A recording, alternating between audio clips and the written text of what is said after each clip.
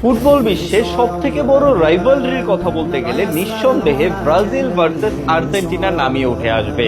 বিশ্বকাপ ট্রফির হিসেবে তো ব্রাজিলের ধারে কাছেও নেই আর্জেন্টিনা, কিন্তু এই দুই দলের মুখোমুখি লড়াইয়ে কে এগিয়ে রয়েছে? বিশ্বকাপের মঞ্চে এই অবধি ব্রাজিল এবং আর্জেন্টিনা মুখোমুখি হয়েছে মাত্র 4 বার। তার মধ্যে ব্রাজিল জয় পেয়েছে 2 বার, আর্জেন্টিনা 1 বার, আর 1 বার হয়েছিল ড্র। তবে এই রাইভালরির আসল ইতিহাস লুকিয়ে আছে বিশ্বকাপের বাইরে।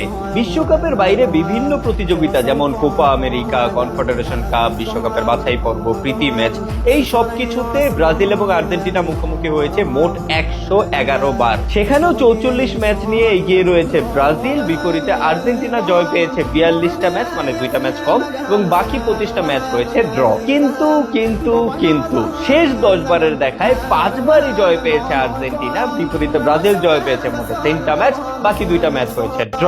আর যদি শেষ 5 ম্যাচের কথা বলি, সেখানে তো 4 বারই আর্জেন্টিনা জিতেছে, বাকি 1 ম্যাচ হয়েছে ড্র। মানে ব্রাজিল শেষ 5 ম্যাচে আর্জেন্টিনার বিপক্ষে একটা ম্যাচও জয় পায়নি। অর্থাৎ ব্রাজিল ভার্সেস আর্জেন্টিনার এই রাইভালরি বহু বছর ধরে চলে আসলেও এতদিন তা ছিল প্রায় সমানে সমান, অথবা ব্রাজিল কিছুটা এগিয়ে রয়েছিল। বাট রিসেন্ট টাইমে আর্জেন্টিনার কাছে যেন পাত্তাই পাচ্ছে না সেলেসাওরা। তাই তো শেষ 5 বারের দেখায় আর্জেন্টিনার বিপক্ষে একটা জয়ও নেই ব্রাজিলের। তো ওভারঅল হিসাব করতে গেলে এই দুই দলের মুখোমুখি লড়াইয়ে ব্রাজিল এগিয়ে রয়েছে, বাট রিসেন্ট টাইমে আবার আর্জেন্টিনা এগিয়ে রয়েছে। এখন দেখার বিষয় এটাই যে এই বিশ্বকাপে, অর্থাৎ ফিফা বিশ্বকাপ 2026-এ ফুটবল বিশ্বের সবচাইতে বড় রাইভালরি অর্থাৎ ব্রাজিল ভার্সেস আর্জেন্টিনার আরো একবার মুখোমুখি হবার সুযোগ হয় কিনা।